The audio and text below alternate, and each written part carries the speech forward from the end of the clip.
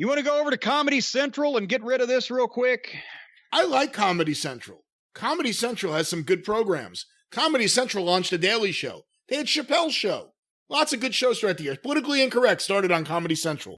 All righty, you want to go over? You want to go over to the local educational television network where they're playing reruns of Monty Python? Now this is more like modern MTV, I think. If I had to put my finger on it. Well, actually, that may be a good comparison because modern MTV, the one thing they don't have is any music, right? So modern wrestling, one thing they ain't got, any wrestling. Yeah. They opened this thing up with a 12-man tag team match. Boy, you can never tell that the only experience that the primary booker has had is writing down wrestlers' names in his bedroom. Opened with a 12-man tag match with the Young Fucks, Twinkle Toes McFingerbang, Adam Page, and FTR. I feel so bad for them. Taking on Brody Lee, Colt Cabana, and 4 interchangeable masked nitwits in the Dork Odor. They just opened up on the fucking ring. There were no introductions. They started 100 miles an hour with the Young Fucks against Brody Lee. Boring Brody, the world's most boring wrestler. And right off the bat, I noticed that even though the fake booing on NXT bothers me because you can tell it's fake booing, the AEW fake crowd noise now is more noticeable and more obnoxious because they're just going ooh, ooh, over and over.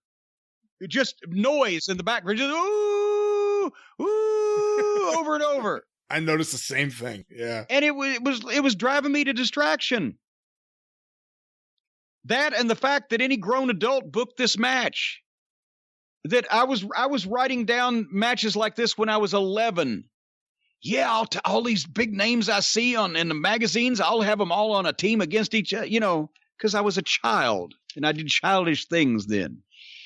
So in this match, it won't take long to describe. Everybody just ran back and forth doing shit for no apparent purpose. FTR stayed on the apron as much as they could. Whenever they did get in, they actually did several wrestling moves, which looked so out of place in this sea of amateurs. Somehow the masked job guys took over on Twinkle Toes McFingerbang for a little while. I wrote also here, seeing FTR in this environment is like watching a puppy being abused. It's sad. Oh, did you see the part where Paige got in and one of the masked jobbers grabbed Paige in a front face lock, and in trying to take him to the corner to tag out, the masked jobber stumbled over his own feet, fell backwards, and drug Paige down on top of him. From a front face lock going for a tag, they fell down in the middle of the ring, both of them together. All the baby faces except FTR beat up one of the job guys with some kind of dangerous gymnastics. And then Dax worked an ankle injury and they took him out.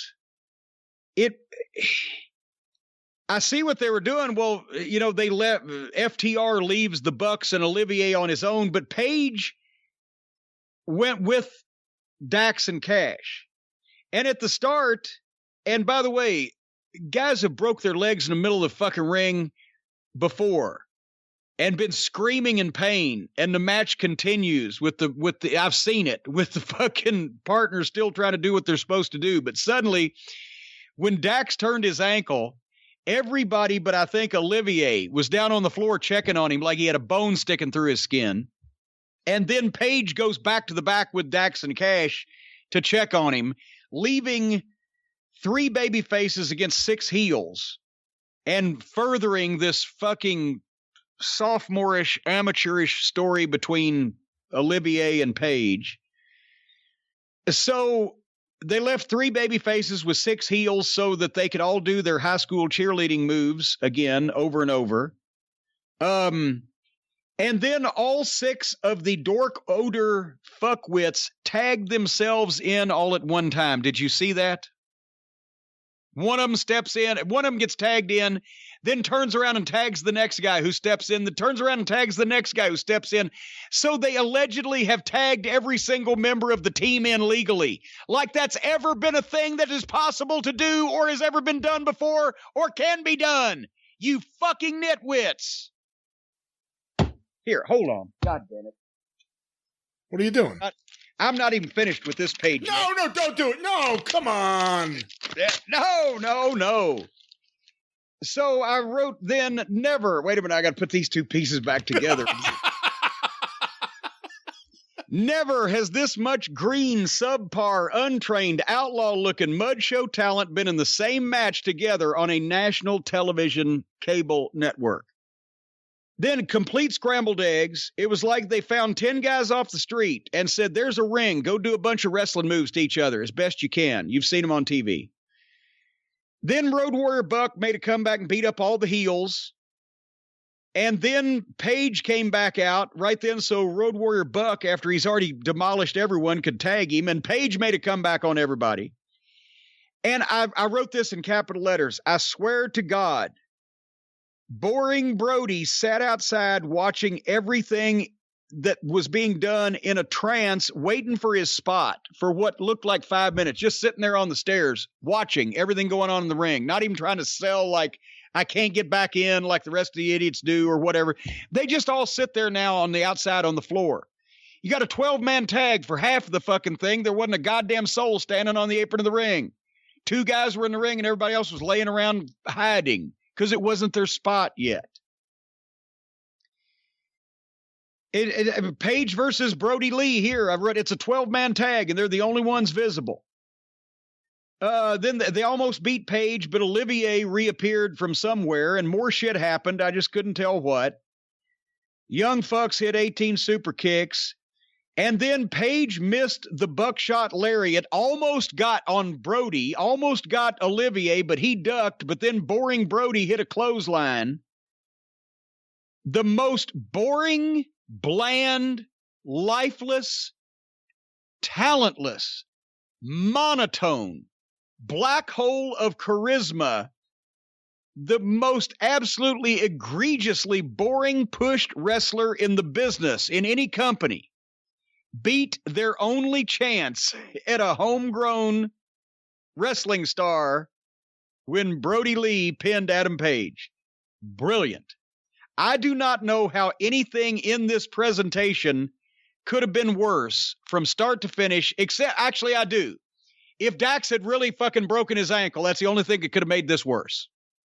And at least they got out while they could, because when they got in, everything could be sharp, boom, boom, boom, crisp, and then everybody else would just fucking shit all over it. So at least they got out of it. That's the only good thing. What could have been worse, they could have stayed in through the rest of the fucking finish. I don't know. What the fuck was going on here? Well, let me just say I'm in the minority. I didn't like it because I've heard from a lot of people who watch AEW that really like all the moves, or as we call them now, tricks. They thought there were a lot of good tricks in the match. I will say a positive. We know that FTR are the best tag team in wrestling and have been for quite some time. The more I see Dax in AEW, the more I'm convinced he's one of the best workers in the entire business. He's really fucking good. Like another level of good. And not to take anything away from Cash, because I think Cash is great too.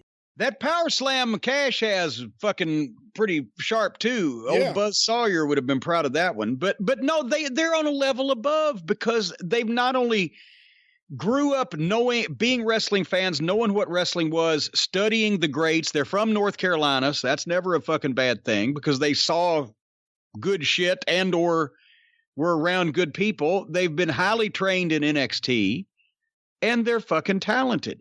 So they're levels above everybody else in this promotion and levels above most people in any other promotion. But unfortunately, if you don't have the fucking pencil, you can't show that all the time. Ever since we gave Matt Jackson the name Road Warrior Buck, it's like he has gone out to prove each and every week that he is, in fact, the missing Road Warrior. Hawk and Animal and Puke and Buck. And Matt Hegstrand. It is ridiculous. He sells nothing. He gets up and every time I say that, someone will say, he sold a back injury for 2 years. I don't care. He sells nothing. You could throw him through. Sold a back. Probably all the stupid shit he does, his back probably does really hurt. Yeah, it was real. He really hurt his back because he does stupid shit nonstop. But sells just nothing. The idea that this little pie-faced fucking sideburn simpering twit at his size and body weight and the state of him and the look of him is just beating up all these multiple people on these other teams. And just the whole fucking thing. You can't look at either buck and not look at those faces and think that Sammy Guevara has a slappable face that translates to the wrestling business. These two little middle schoolers are just slappable. And it just, anyway. Uh-oh. You know what that means? It's a toll-free call. Hold on. Hello? Well, we're on a program right now, so why are you people always calling me?